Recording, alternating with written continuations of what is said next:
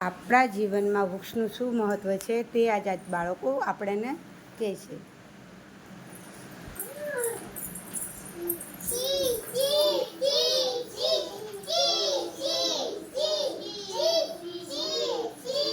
ઝાડવાના પાણી પાઈ દીધું છે. ચકલા કેટલા કિલકિલાટ કરે છે.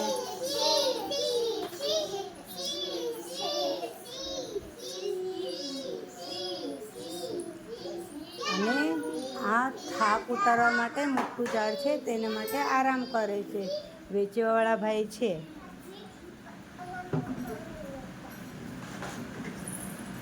અને આ બધા ફરતા ફરતા થાકી જાય છે.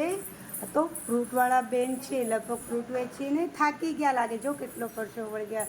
એ પણ થોડોક વૃક્ષ નીચે આરામ કરે છે.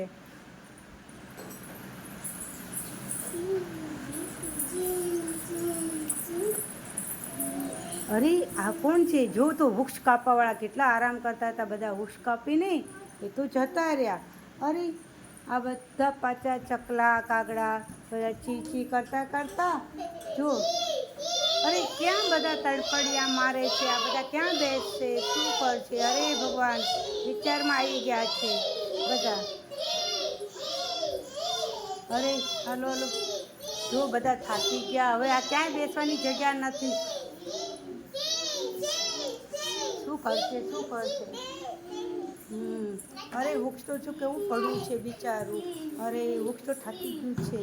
અરે પડી ગયું, એને તો કાપી નાખ્યું બિચારાને. વૃક્ષો ચલો, આ ભાઈ તો ફરશે ને વૃક્ષ વાવવા માટે આવી ગયા. કેટલું સરસ કામ કરે છે આ બેન તો. વૃક્ષ વાવે છે. અરે વૃક્ષને પાણી પણ પાયું. વૃક્ષ કેવું ખિલખિલાટું થઈ ગયું, જો મોટું થઈ ગયું. સરસ.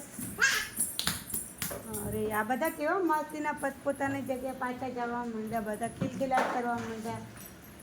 અરે આરામ કરવાવાળા આરામ કરે છે. ચકલા કાગડા પોપટ બધા આવી ગયા છે. ચી ચી કરતા કરતા જો બધા ચી ચી ચી ચી. જો બધા ચી ચી ચી કરતા પાછા આવી ગયા ચકલા.